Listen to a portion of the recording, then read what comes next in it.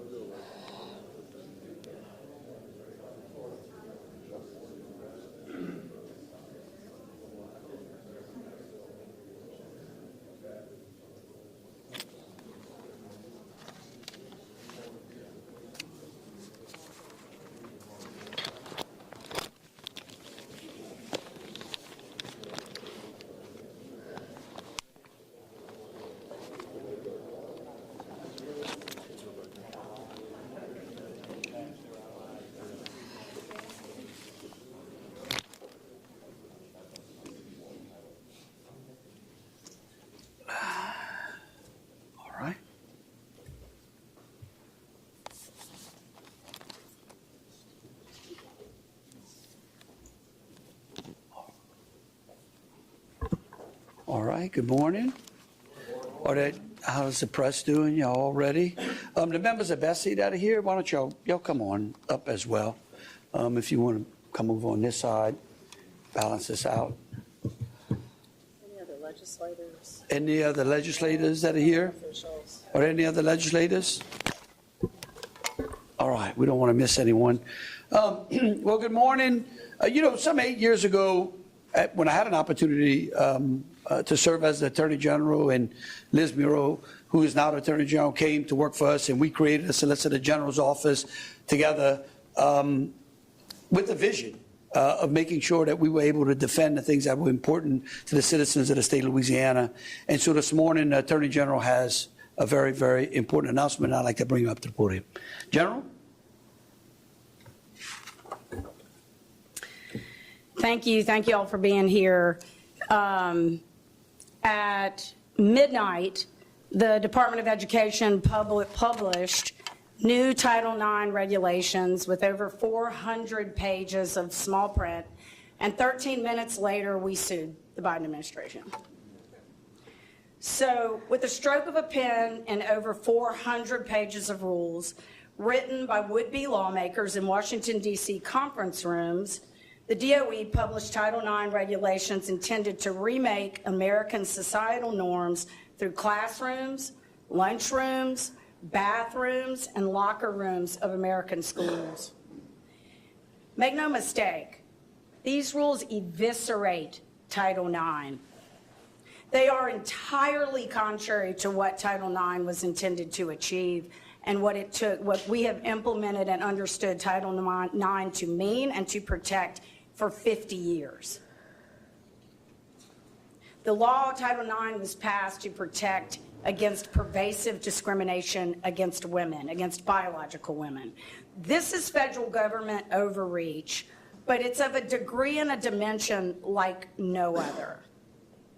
It's a naked attempt to strong-arm our schools, our faculty, our staff, our administration, and state government officials into molding children in the federal government's preferred image of how a child and how an adult should think, act, and speak. The rule is an affront to the dignity of families and school administrators everywhere, and it's not legal. So the central feature, before we I'm gonna have some other people come up here and talk, and we'll open it up for questions from the press. The rule is detailed. Its central feature is DO's extraordinary move to transform Title IX's focused prohibition of discrimination on the basis of sex, which has always been understood to be biological sex, to include discrimination based on gender identity. And everything else flows from that change. And gender identity, which is, as we understand it and as it has been used, including in litigation in Louisiana since 2016, is a very, very, by design, ambiguous term. And yet in 400 pages of rules, the Department of Education never defines it. That's extraordinary in and of itself. It describes it as a student's subjective and internal sense of his or her. This is part of what's crazy about this rule. It has to define itself in terms of gender, internal sense of his or her gender. And based on that move, DOE sets out to remake the whole educational system and our children in that process. So here are some examples of some of the things that it does. It prohibits single-sex bathrooms and locker rooms. It compels school officials to use pronouns associated with the student's claimed gender identity. It forces students to do so as well. Requesting documentation to verify the sincerity of a person's claimed gender identity might violate the rule. It will lead to litigation. There is a guarantee that it will lead to litigation, because you're damned if you do and you're damned if you don't. If you don't protect biological women, then you violate Title IX. If you do protect biological women, you violate Title IX. Same is true for men, although we have found that this rule was designed to protect against the pervasive discrimination against biological women. So here are some of the consequences of the rule. Boys and girls will be forced to share bathrooms, locker rooms, and perhaps lodging on overnight field trips with members of the opposite sex. They'll be forced to use the preferred pronouns or face punishment. It raises distinct free speech and free exercise problems. Parents may never hear about unapproved so-called gender-affirming counseling that their children receive because the rule allows a school to conceal that information from parents in certain circumstances. Teachers and other school administrators are forced to create and carry out employee training programs on the 423-page rule to change school policies and begin construction on their schools, modifying school bathrooms and locker rooms. It still won't be enough because they'll still be exposed to agency investigations and private litigation because Title IX already has a private right of action. Finally, states, education agencies, and schools will run into DOE's coercive power to withhold billions of dollars in federal funding. Louisiana alone is projected to receive $2.6 billion this year. Billion. So that is what the Supreme Court means when it talks about the proverbial gun to our head. We can't say no to a loss of $2.6 billion. We can file a lawsuit, and we have done that. Ben, come up here, please. I want to introduce you to my Solicitor General, Ben Aguinaga, who, and I would just point out that drafting these lawsuits and preparing them in the right way, thoroughly, and examining a rule of 423 pages that comes against the backdrop of 50 years of other regulations and lawmaking is an extraordinary task. It's like launching an aircraft from an aircraft carrier. And Ben did that last night at 13 minutes after the rule was published. So I want to thank you for your work and for your staff's work. And my staff, I am so proud of them. I mean, Jeff put us in a position to create the Office of the Solicitor General. I've been privileged to be that Solicitor General for 8 years, and now I have my replacement, and his job is to make it better, and he is doing that. So back to the rule. These aren't close questions. This rule guts the essence of Title IX. It destroys decades of advancement for equal opportunity for women and girls, and it's been extraordinarily successful. If you look now at universities across the country, we have soccer, we have lacrosse, we have swimming, we have gymnastics. In fact, this year we had a national championship in gymnastics. Last year we had a national championship in basketball, and we were in the Final Four this year. Title IX brought this to us. Title IX is what has created these opportunities for women. And this rule eviscerates that. The DOE, in a too cute by half move, attempts to avoid the issue of athletics. It punts on it and it says, this doesn't apply to athletics. But it does apply to athletics because you can't redefine the application and meaning of Title IX and not affect athletics. So it doesn't matter that they're going to wait and follow up with an athletics rule. That just tells us that this is going to get worse, not better. But it does apply, and because it has to, there's just no way that you can say that it's discrimination if we don't allow this application to bathrooms, locker rooms, overnight field trips, but we go back to a traditional understanding of Title IX for athletics. So you can't write around that problem, and that is part of the claims that we made in the lawsuit.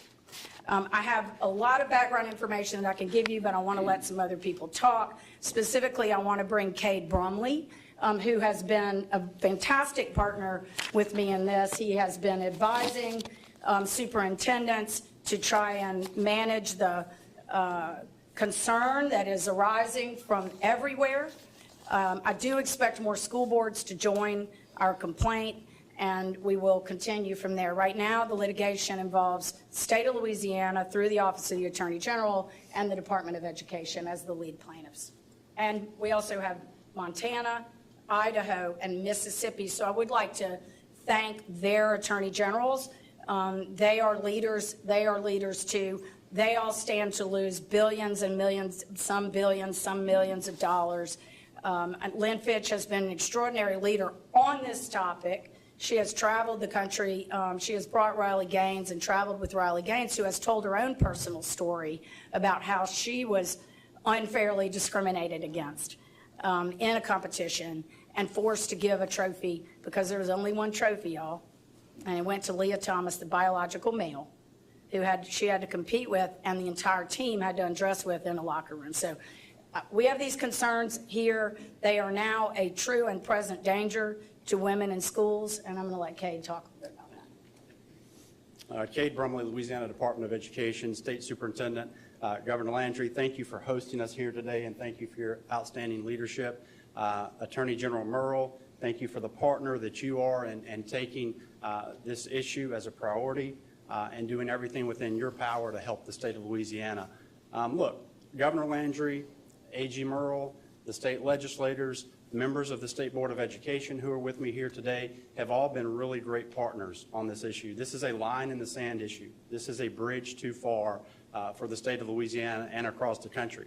I think it's a challenge to both common sense and state sovereignty here in Louisiana and across the country.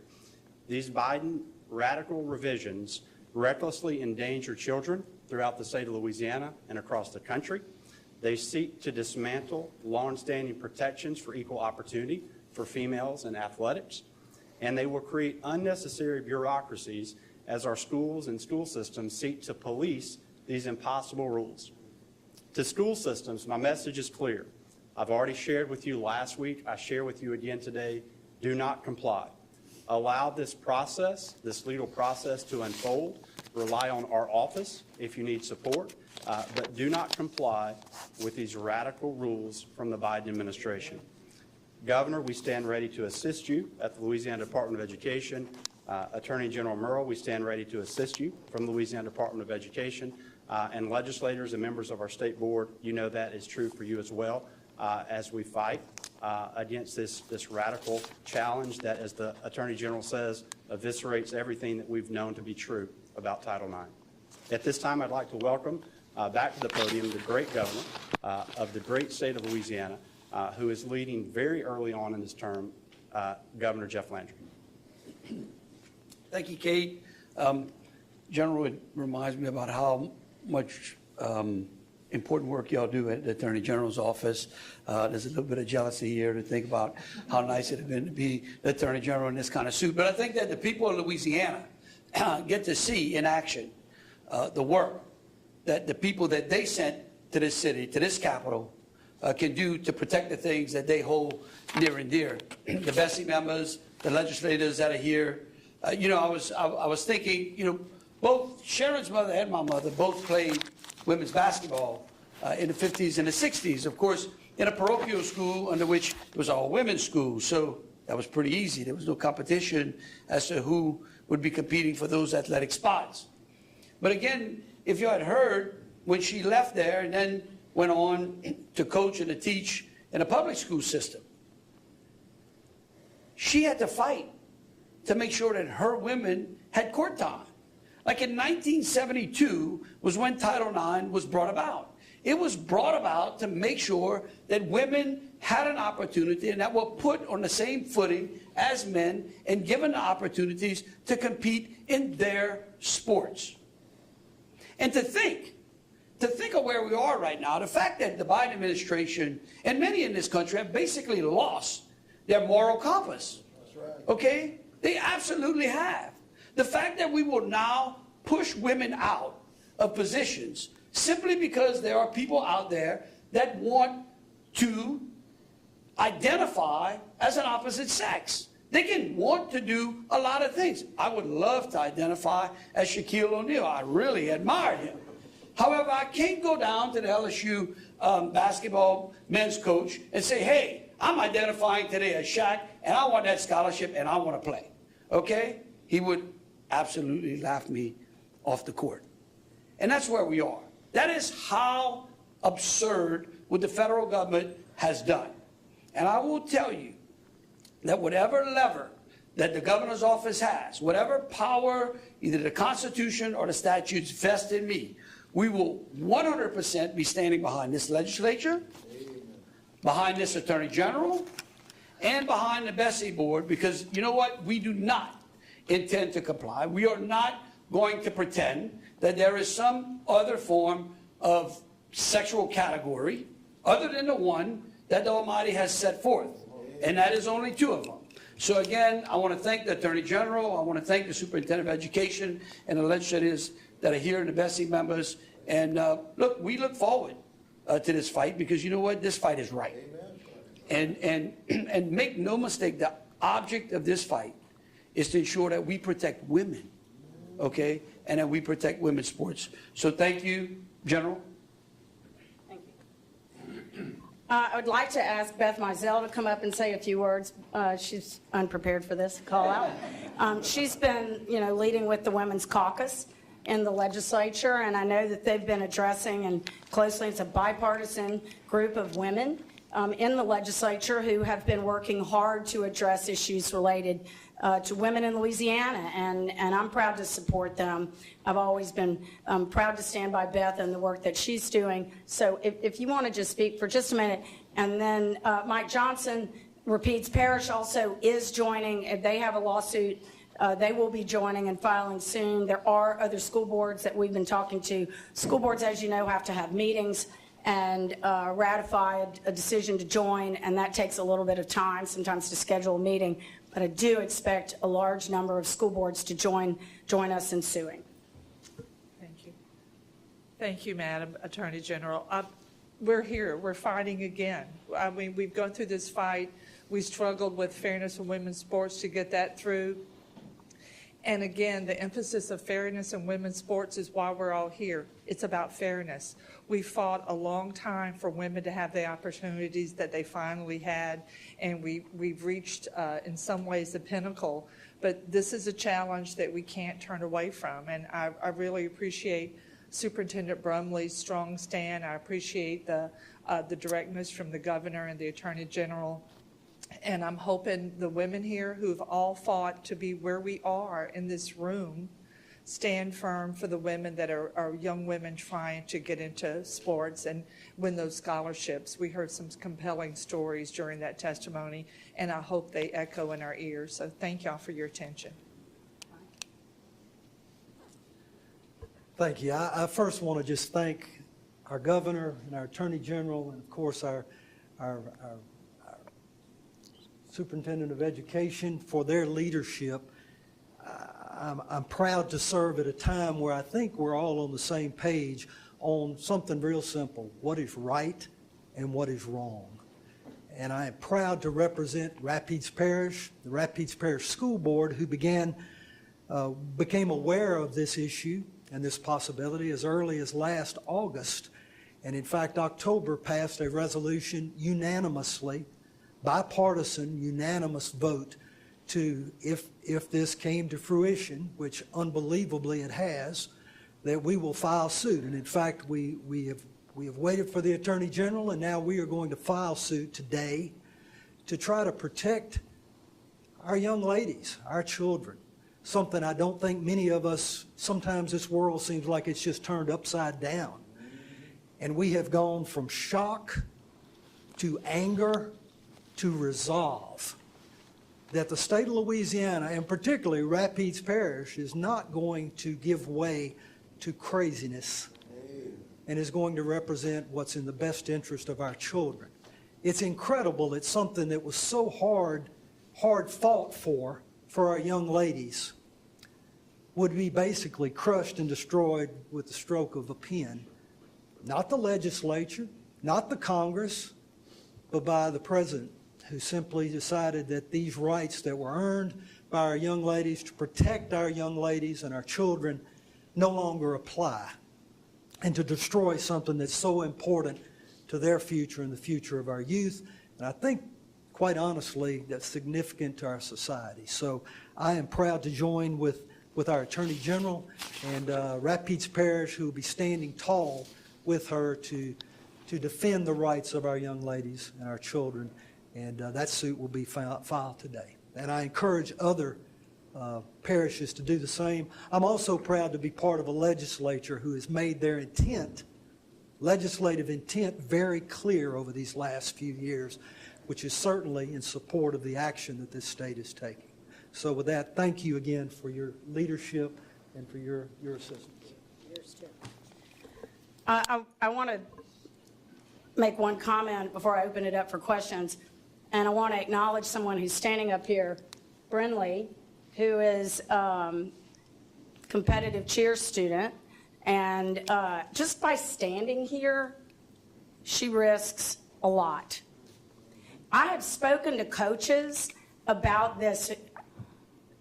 They are unable to speak. This rule gags them. Before this rule was even adopted, for the last 3 years, there have been multiple actions, and I can walk you through them. They are in our complaint. You can see all of this mapped out in the complaint. But the Biden administration has been threatening people for a long time. And so there is a lot of retaliation built into the system that has been very effective. And so it prevents women. This is so pernicious. This is just such an insidious thing about the rule. This is a rule that was adopted to help women overcome invidious discrimination. And now we are threatened if we complain about the evisceration of the very protection that was built to help us. So I want to thank you for being here, because you represent a lot of people. And you really do. I doubt you realize it. I think Riley Gaines has had death threats. She has been out. She has refused to bow to the pressure. But that's a hard thing to do.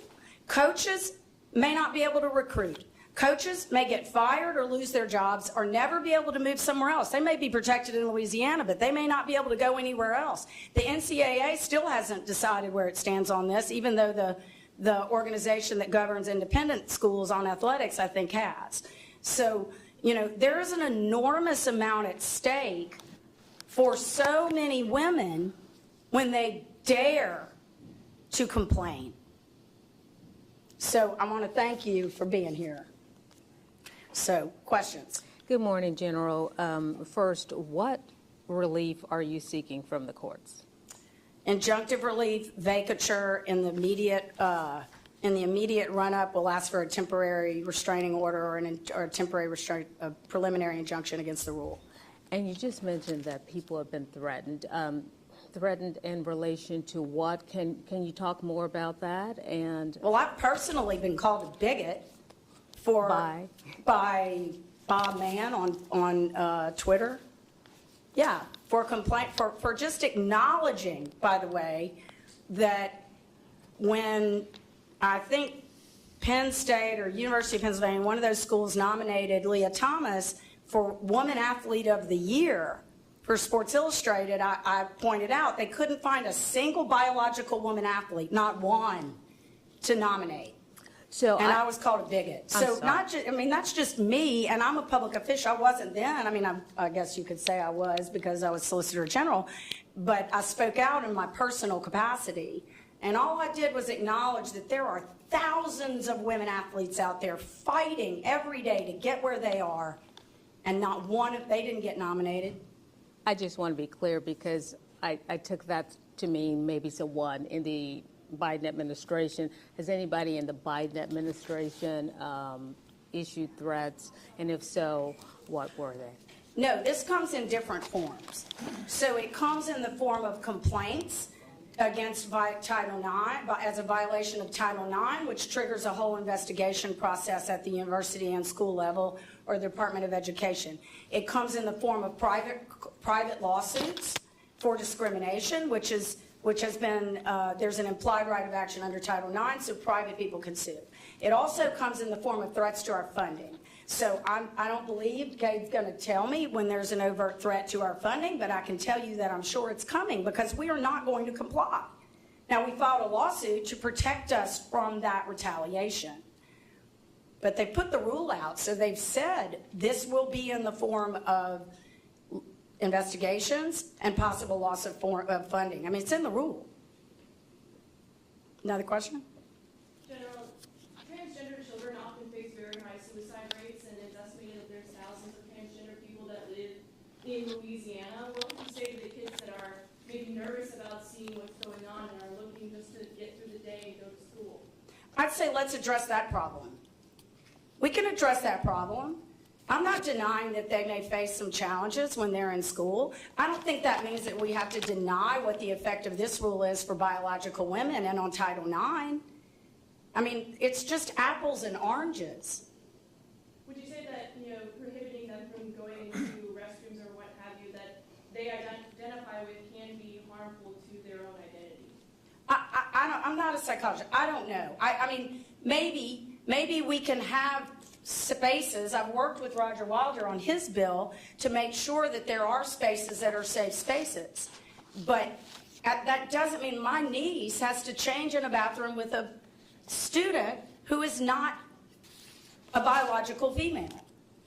I don't think that's right. I mean, she can't speak. Riley Gaines had to do the same thing. Like, there is... I mean, that may be a problem that we need to address and make sure all students should be safe. We have an obligation to make sure that those students are safe. But that doesn't mean that we have to deny that biological women are biological women. Is there another question? You mentioned a lot about the rule's impact on athletics. Now, the Biden administration says that they're going to address that issue in a separate rule. Can you speak on what impact you think this rule will have on athletics? I think that they understood the political consequences if they had directly addressed athletics at this time. But make no mistake, this rule governs so much about athletics. Locker rooms, bathrooms, scholarships, university policies, all of that is embedded in athletics. So it doesn't really matter that they said we're going to come back later and issue another rule. That just means they're going to see how this goes, and then they're going to be even more specific if they can get away with it. That's what that means. It does apply to athletics. There is no way that you can avoid that problem. I mean, you can't redefine Title IX and redefine what it covers in a way that eviscerates any meaning for biological women and not say that that does, and then say that that doesn't affect athletics. I mean, it's like, you know, it's like asking somebody to not believe what's right in front of your face. So is your primary concern on the athletics issue the locker room issue? No, I mean, athletics also involves scholarships for women. I mean, Brindley's been working all through, since middle school, since elementary school, like many, many other women. I mean, men too, they start preparing their career in athletics sometimes when they are in third grade or kindergarten. I mean, it is a problem when the Department of Education, we could get rid of the entire federal Department of Education. We don't need them to tell us how to think and act. I mean, this is ridiculous. They are abusing a grant, and they are changing the terms and conditions of the grant. We didn't agree to this. We've been applying Title IX, and by the way, so has the federal government, consistently for 50 years, the way the federal government intended it, to protect biological women. And now this administration wants to change the meaning of words, and in doing so, change the entirety of federal law. That's not how this works. Congress writes the laws, not an administrative agency or an administration that desires to affect social change that it can't get through Congress. We have time for one more question. Attorney General and Governor, y'all have both touted transparency as a major part of your platforms and administration early on the campaign trail as well. How do you reconcile that with the bills that you're supporting to roll back public records access? Yeah, he could speak to that. I would like to make a comment about this, by the way. I have seen the coverage on this. Yeah, it is entirely wrong. I mean, we've been applying the deliberative process. It is recognized in jurisprudence. I mean, I have seen some of the commentary. I saw in New Orleans yesterday an opinion on one of the news stations, and it was entirely misrepresenting what the law does and what the law is. So, it is not an attempt to hide all decision-making from the public. It simply does not do that. And it is misrepresenting what the bill does and what the law is now to say that. It is simply intended to allow for frank discussions from high people working with a decision maker that protects that decision-making process. It doesn't hide the decision. It doesn't hide the implementation of the decision. It doesn't hide a myriad of other things. So I would just say that I think that it's incorrect to say that we are against transparency. We're not. I'm not. I mean, I enforce the open meetings laws, and I train on the public records laws. So I can tell you that so much debate on this has misrepresented what the bill does. And I'll let him say what he wants to say. Yeah, we did the same when I was at the AG's office. And I'll tell you this, you're right, the reporting that's going on is literally malpractice, okay? Since 1940 to 2008, the public records law was designed to allow the taxpayers the information they needed to watch the way the money of this state and its local governments were spent. And in 2008, we decided to tinker with it. And then in 2015, they tinkered with it again. And from that time, we have watched a weaponization. We don't have to look much further. Look at what's going on at the national level. With a candidate for the presidency of the United States, who, by the way, was the president of the United States. And not only that, but look at what's going on with a former president's nephew and the way they treat him. Look, this is a complete misrepresentation by the press and by those organizations who consistently want to do nothing more than to chill honest debate between those elected officials and others and their constituency in trying to shape the public policy. No one has been more transparent than us.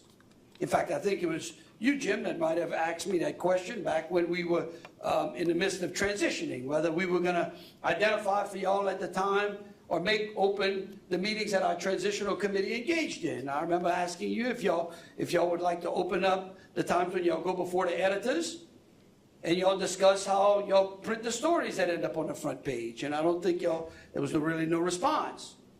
And so again, I would echo this. This bill that has seemed to have gained so much criticism has never even had an opportunity to be honestly debated. There are absolutely some things in there that after you write, and that's how all legislation is, where you say, oh, I'm trying to do this, but you recognize another legislature says, yeah, but did you think of this? Or the public says, hey, what about this? The criticism of a piece of legislation when it is first brought out should never be the death knell, because you're impeding the democratic process. You're actually impeding democracy and the ability of the public to engage in that kind of dialogue. That's what it is. That's why the process has so many steps before it gets to the governor's desk. And so I would tell you that it has been absolutely mischaracterized. And we're more than happy to put out what I'd said earlier about how the Public Records Law in 1940 came about and what the intent of it was from 1940 all the way to 2008. But I will tell you that as the Attorney General, then as the governor, but then as the Attorney General, I watched the weaponization of that. I watched how we had to spend taxpayer money on getting not one, but two lawyers working consistently to answer requests that had no really bearing. We had to pour through all kind of emails and records and other staff that we took away. We took those people away from their important task of actually helping and protecting the people of this state. And so again, I think that we should all take a big, deep breath. You're certainly welcome to criticize the legislature, but don't mischaracterize it, okay? As Senator Cloud moves that through the process. You know what I mean? And maybe the legislation doesn't get passed. But I certainly think even having the discussion that we're having today goes to show and highlight the weaponization that the law has become. And certainly it was not intended. Governor, what changes do you support to that legislation then? Well, again, look, I would tell you this. I think if we rolled it back to 2008, or maybe back before we rolled it through 2015, well, here's what's amazing to me. Okay, many of you who are asking these questions, I know public records requests were made to the last administration. I know I made them as the Attorney General, and I know they went unanswered. Yet there was no lawsuit. There was no complaining about it.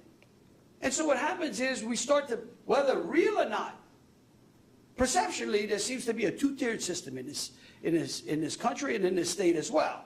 If you belong to one party, well, maybe you get a hall pass. If you belong to another, well, maybe we prosecute you a little harder. Or maybe the amount of scrutiny that the press gives you is a little greater.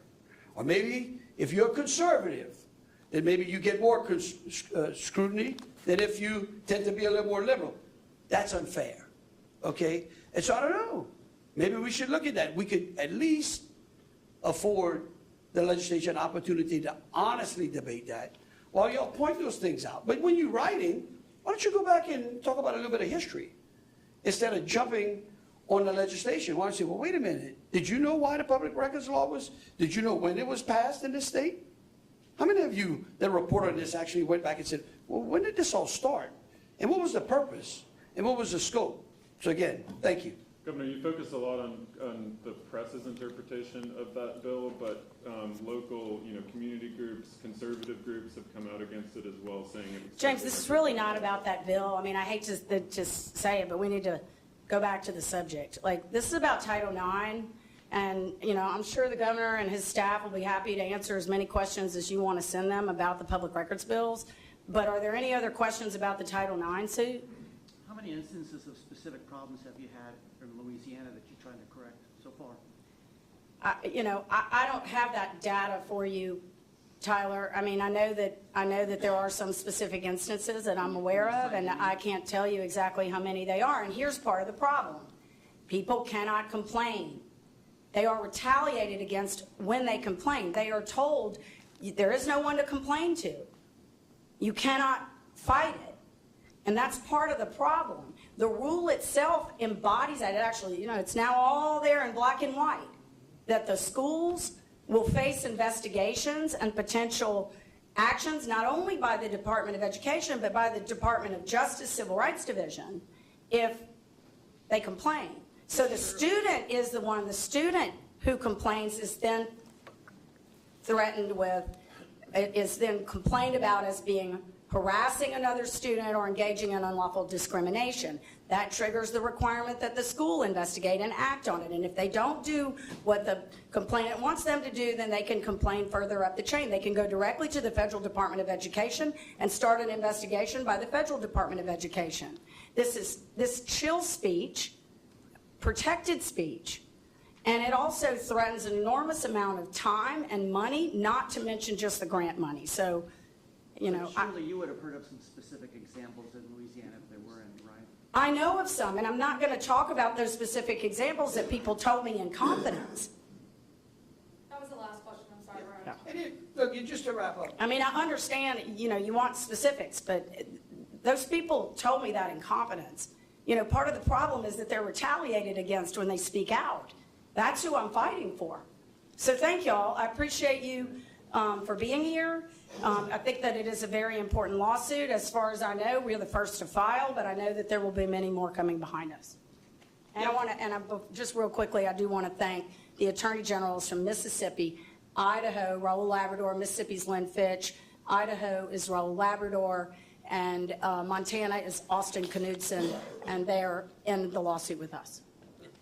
I was actually going to cover that. And just again, I want to thank the legislators, the member Bessie that are here, and for all of those that are watching, for all the fathers and mothers out there who are working with their children, with women inside, wanting to accelerate their children into women's sports, looking for an opportunity for them to be able to go to college and to be able to compete on the same playing field as other women as well.